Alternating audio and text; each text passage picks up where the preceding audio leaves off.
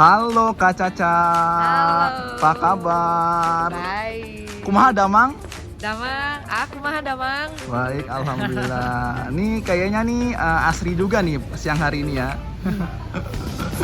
Asri banget. Enak banget buat dipakai ngobrol. Ngobrol-ngobrol. Oke, kita langsung mulai ngobrol nih Kak ya. Yuk. Nah, kalau boleh tahu nih, lo masih dijuluki drummer Panci apa enggak sih? Itu siapa yang pertama kali ngasih julukan drummer Panci awalnya? Jadi gue masih dijulukin drummer Panci sampai sekarang. Dan awalnya tuh yang ngasih nama itu kan, Ya. itu gue sendiri sih sebenarnya. Oke. Karena gue ngerasa kayaknya gue memang drummer, tapi gue selalu berhubungan sama Panci di rumah. Jadi Ya. gue namain gue drummer Panci. Oke. Nah, ini selain menjadi seorang drummer Panci, kabarnya lo dulu sempat bercita-cita menjadi seorang atlet tuh. Itu gimana sih cerita awal mulanya? Kok bisa bercita-cita seperti itu tuh, Kak? Jadi gue tuh seneng banget olahraga sebenarnya. Oke. Gue sambil duduk kayaknya asik juga kali ya. Oh, boleh. Iya, asik juga ya kayaknya. Iya.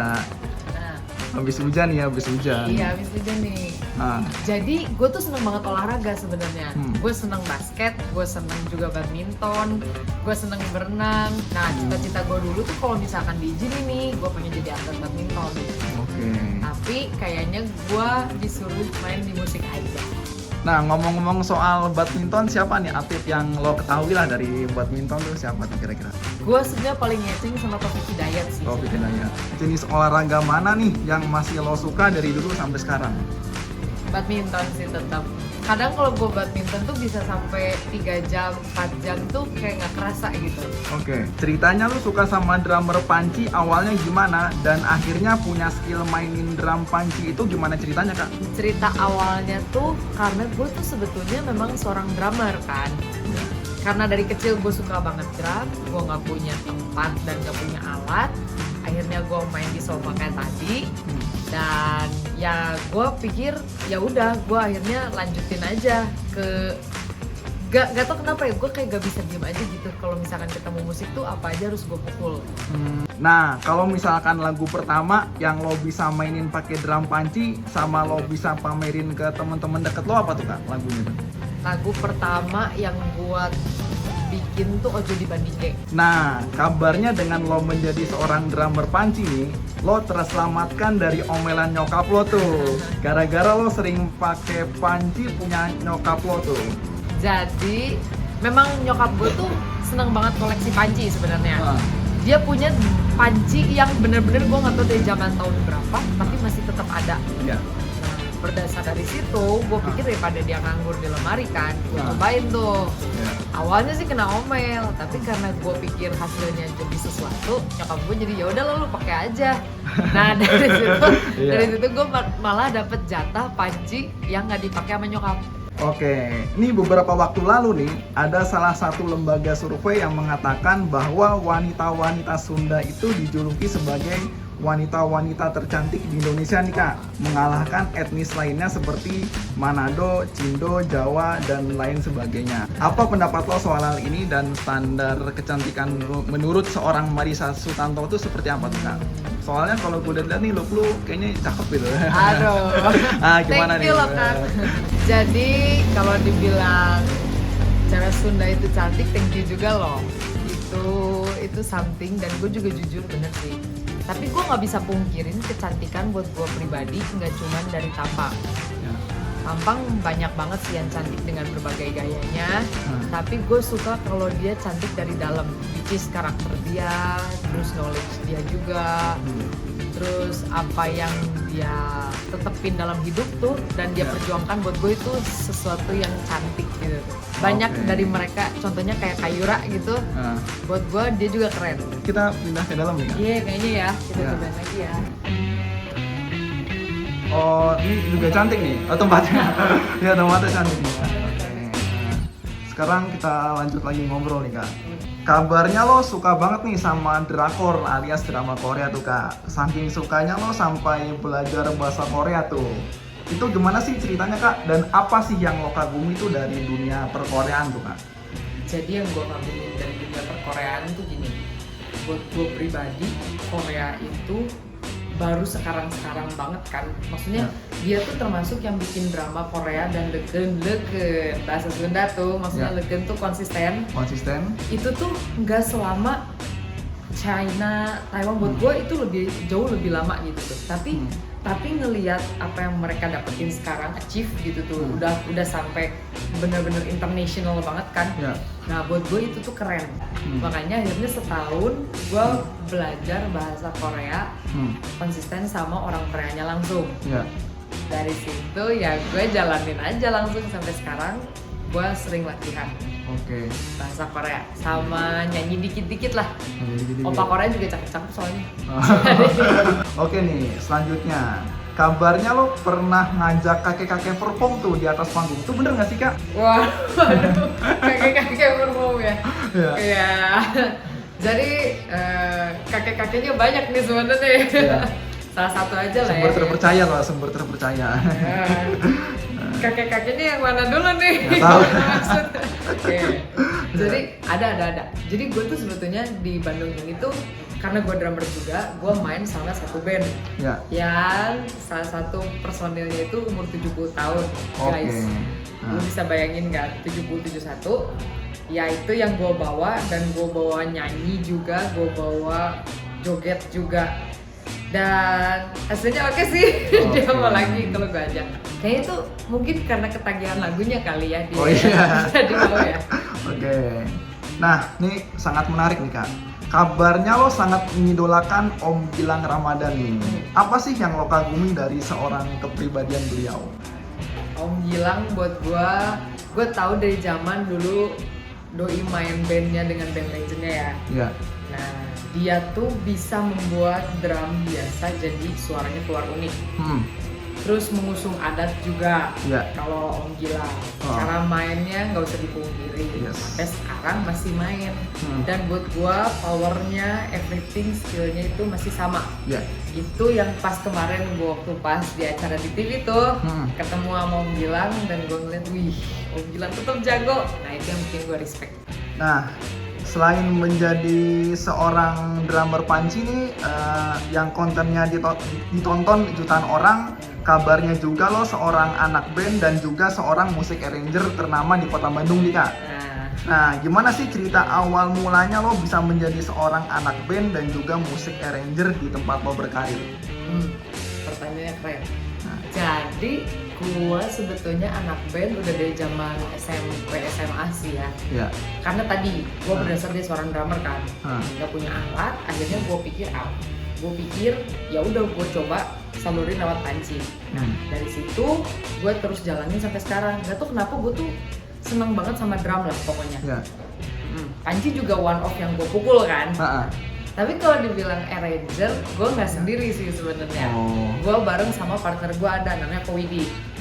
Itu laki lu tuh ya? Iya. Kowidi itu dia yang bagian bikinin aransemennya, gue yang bagian ngisi di bagian drum, session drumnya. Tapi belajar dari situ ya gue belajar juga sedikit-sedikit tentang aransemen. Nah, udah sejak kapan sih lo terjun ke dunia influencer di media sosial? Wah, terjun sebetulnya waktu pas awal gue viral jadi drummer panci. Itu pertama gue langsung belajar jadi influencer. Dan getol sampai sekarang. Mohon doanya ya teman-teman semua. Bukan buzzer ya, bukan. Bukan. Ya bukan. Waduh, nih kayaknya aus nih. Kayak kita harus pesan minum nih Kak di luar nih. Mantap nih, kita harus tunggu nih. Kita keluar ke mana nih? Sono ya. Tapi ini tempatnya boleh juga buat dijadiin. Ya boleh buat sambil panci ya. Sambil duduk mainin panci. Wah, ini enak nih kayaknya. Kita pesen dulu. Aku mau non kopi deh. Kita ada misalnya di sini Kak, di matcha berry. Mau apa nih? Ya buat panciers nih ya, jangan lupa nih buat panciers ya. Mungkin lemon tea aja kali ya, lemon tea ada nggak sih tuh? Nanti ada. Oke, itu aja kali. Dibikin ice lemon tea-nya. Sedang kali. Biar panciersnya seger ya. Seger ya dong. Silakan. Oke, kita lanjut lagi nih Kak. Oh ya, belakangan ini ada sebuah kebijakan baru dari pemerintah di mana pajak di tempat hiburan itu akan naik mencapai 40% di semua tempat hiburan. Alasan kenaikan tersebut dikarenakan para pelanggannya hanya masyarakat tertentu saja. Kebijakan ini menuai pro kontra nih Kak di masyarakat bagi pemilik jasa hiburan. Bahkan sekelas penyanyi dangdut Inul Daratista dan Hotman Paris, pengacara kondang juga ikut berkomentar tuh Kak. Apa nih pendapat lo soal hal ini nih Kak? Kalau menurut gue pribadi gue kurang setuju juga sih sebenarnya. Ya. Secara karena gue memang musisi juga yang bekerja di bidang situ ya. Ya. Buat gue pribadi, gue punya angle sendiri sih. Buat gue justru dengan adanya musik yang cuman segmented atau selected orang doang yang suka, itu tuh kayak membangun komunitas baru yang sebetulnya bisa menarik pelanggan beda lagi gitu tuh, segmented juga. Ya. Buat restoran tersebut kalau buat gue pribadi. Ya. Tinggal ngobrol sih. Ini semua tinggal ngobrol. Ya. Jangan juga mencekik kita sebagai pelaku. Ya. Tapi kita juga nggak mau membuat sebagai yang punya tempat atau venue itu ngerasa rugi gitu tuh. Toh kan tujuan kita sebagai pelaku seni menyajikan hiburan musik, bener nggak? Ya. Entertainment yang tujuannya guna untuk membuat si restonya juga naik gitu tuh. Restonya juga ada hiburan. Ya. Dan buat gue pribadi nggak kayaknya kalau sampai 40%, Ya. aduh kayaknya itu ini kemana ya? Kayaknya Ya, terlalu mencekik ya. Oke, kita ngobrolin hal lain nih. Ini selain tukang makan, ternyata lo juga jago masak. Masakan apa sih yang sering lo buat? Mie instan, Winston. telur, iya, Iya, iya, nugget, nasi goreng. Ah, Gue pribadi, gue suka makanan yang rada instan sih sebenarnya. iya. Iya. Kalau dibilang jago banget, ya mie instan lah yang gue jago dengan beberapa toppingnya. Ada masakan yang paling ribet nggak sih yang pernah lo buat dengan bumbu atau rempah yang banyak gitu? Wah, pernah. Hmm. Waktu itu gue pernah, sebetulnya masih kelasnya nasi gorengan juga sih gitu ya. Standar deh, standar. Iya. Tapi gue dikasih challenge waktu itu sama nyokap gue Ya. untuk dengan berbagai rempah gitu tuh. Kan waktu itu banyak banget yang lagi naik kan kayak nasi goreng rempah gitu ya, lu tahu sendiri kan. Ah, Gue coba bikin kreasi gue ya. dan enak sih. Gue terharu aja gitu ngedengarnya. Wes, Oke, pesanannya thank datang you. nih, pas nih. Thank you. Oke. Nah, ini Sambil juga sama nih minum rempah nih guys. Tapi sebenarnya cewek itu memang jago masak atau enggak ya? Coba Iya. ditulis di kolom komentar dong guys menurut Iya, kalian. siap. Cewek zaman sekarang ya. Oke, selain itu ternyata seorang Marissa Sutanto ini juga sangat aware tuh dengan fashion dan penampilan. Seberapa aware kah dengan kedua hal tersebut? Kalau diukur skala 1 sampai 10, gue pilih 9 sih. Oh. Buat gue Ya. itu something sih. Karena buat gue pribadi, gue selalu menetapkan orang akan menilai kita Ya. secara singkat itu lewat penampilan. Nah, ini pertanyaan inti nih, Kak. Oh iya, di usia lo yang cukup muda nih, lo itu ternyata juga mendirikan tempat les Aku Bisa Musik tuh. Yes. Yang lo dirikan bersama suami lo beberapa tahun ke belakang ini. Apa sih yang memotivasi lo untuk mendirikan tempat les Aku Bisa Musik? Jadi awalnya tuh simple guys, karena waktu pas masa pandemi, gue pikir semua musisi itu udah nggak akan bisa berkarya, dan banyak yang akhirnya cuma diem di rumah. Ya. Gue berinisiatif untuk mendirikan sesuatu yang bersifat sosial buat teman-teman gue sendiri, teman-teman musisi gue, jadi bisa ngajar, dia bisa dapat penghasilan, bisa makan Ya. untuk daily. Anak-anak muda yang selama ini kalau masa pandemi dia cuma main game, nah gue mau coba perkenalkan musik gitu tuh, baik secara simple, baik secara yang mungkin udah pernah belajar tapi akhirnya postpone dan akhirnya dia mau ngelanjutin lagi. Ya.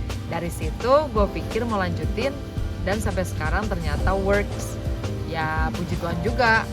Jadi sampai sekarang masih gue jalanin. Nah, program apa sih yang lo tawarkan dari Aku Bisa Musik nih, Kak? Menarik. Nah. Jadi program yang gue tawarin di Aku Bisa Musik tuh program yang ceritanya mirip sama namanya. Yang penting bisa, intinya itu. Oke. Mau kemanapun lu belajar, Ya. gua sih nggak menetapkan banget harus teoritis. gue lebih ke yang penting lu suka, lu gue ajarin supaya bisa main. Ya. Sama kayak gue juga main panci. Ah. Gue yang penting teman-teman yang dengerin seneng, happy, lu terhibur, Nah, dan gue bisa, kan inti dari main musik gitu ya, Ya. buat gue pribadi biar orang tuh denger suka. nah. Agar Sama- menghibur seseorang gitu ya. Betul. Ah. Jadi dari situ gue pikir gue mau ngajarin anak-anak juga, lu mau kemanapun gak perlu jago, yang penting lu seneng dan lu suka. Mengajak teman-teman Panjiers, ayo buat teman-teman yang suka musik tapi belum belajar, lu harus coba belajar. Nah, lo kemarin juga pernah mengikuti ajang pencarian bakat di salah satu TV swasta tuh Kak. Ya. Nah, apa pengalaman berharga yang lo dapatkan ketika mengikuti ajang tersebut? Dan siapa nih juri yang menurut lo paling konyol dan pedes nih? Apa nih? Iya. Siapa tuh kira-kira tuh? Juri yang paling pedes buat gue itu Teh Ocha sih sebenarnya. Ya. Teh Ocha. Tapi Wow, itu ya. tapi buat gue pribadi Teh Ocha itu mungkin pedes punya maksud lah ya. Mm-mm. Tapi tetaplah galak, cantik Ya. sih tapi galak. Galak dia. Buat gue.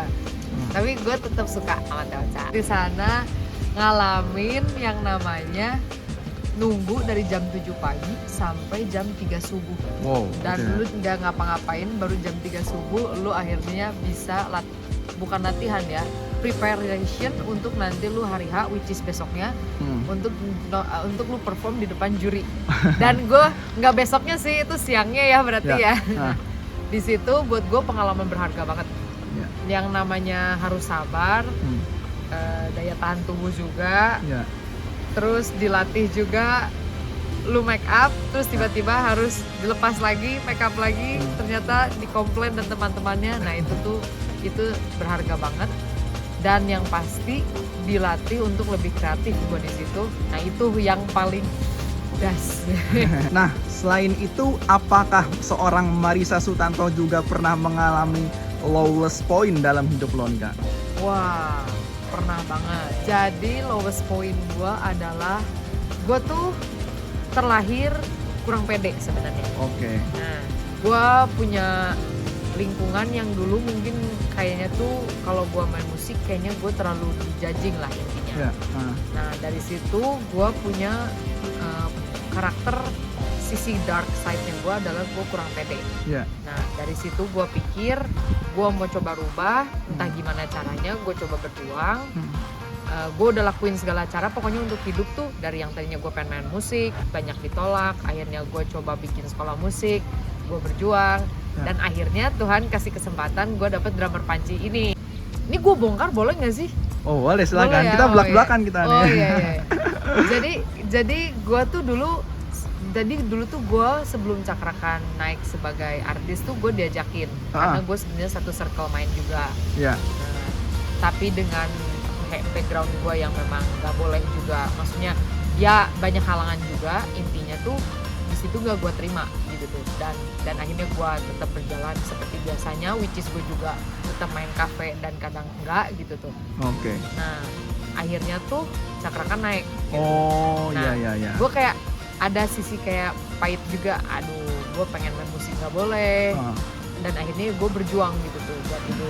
Ya pernah sih, maksudnya ini zaman dulu masa gue masih belum married ya. Iya. Jadi yang namanya gue beneran nebeng ke teman-teman gue buat gue pengen dong kayak ya ngemis job lah intinya gitu ya gitu, ngemis job gitu tuh, untuk gue bisa, maksudnya gue mungkin bukan dari keluarga yang nggak punya banget, tapi gue ngerasa gue punya mimpi dihalang gitu ya. Nah itu yang buat gue lowest point gue.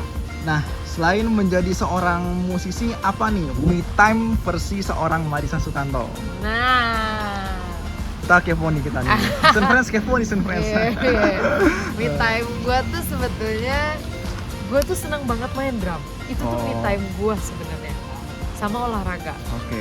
Nah, panci itu one of, kalau sekarang jadi konten ya, jadi kerjaan. Tapi kalau gue pengen latihan drum dan gak ada, ya gue kadang latihan di panci gitu. Ya. Terakhir nih, ini kan Jangan terakhir dong. Udah ya. Masih ngobrol ya. Tapi setelah off record kita lanjut lagi nih off record nih. Iya. Oke. Kan orang-orang udah banyak yang tahu nih pesona seorang Marissa Sutanto ketika di atas panggung sebagai drummer panci nih. Ya. Nah, sekarang boleh dideskripsikan nggak secara singkat bagaimana seorang Marissa Sutanto di dunia musik, dan deskripsikan juga seorang Marissa Sutanto di luar musik dengan segala aktivitasnya. Bekerja keras. Marissa Sutanto itu tipe yang kalau di challenge itu biasanya dia makin nantangin, makin ngegas. Ya. Terus dia seneng hal yang bersifat dia seneng sesuatu yang gembira gitu. Dia drummer yang seneng dengan lagu-lagu yang upbeat gitu. Ya. Itu Marissa Sutanto. Seneng juga bergaul dengan teman-teman. Ya. Nah, itu di luar ya. Ya. Marissa Sutanto seneng gaul. Marissa Sutanto tuh orangnya happy banget. Asik. Tapi kadang suka lupa. Udah terlalu happy dia bingung. Nah, terus orangnya tuh sebetulnya dia tipe penggembira suasana. Ya. Kelihatan. Iya. Kadang garing sih orangnya, Ya. agak receh. Tapi intinya dia adalah dia suka nyemangatin orang sebenarnya. Iya. Sama suka juga disemangatin sih. Oke, Panciers dan Season Friends, baru aja kita bincang-bincang bareng sama Marissa Sutanto, seorang drummer panci yang ternyata cantik dan baik hati juga ya. Tadi kita udah ngobrolin banyak hal, mulai dari pengalaman menjadi seorang drummer panci dan juga drummer profesional, hobi olahraga, sampai punya tempat les musik yang baru aja diceritain gitu. Hatur nuhun Kak Caca udah menempatkan Hatur waktunya nuhun, sama-sama. di siang hari ini. Atur nuhun sadayana.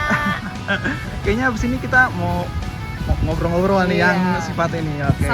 Sambil mungkin AA-nya sebat, sambil ini biasanya ngeteh dulu ya, ngeteh ya, lemon. Oke.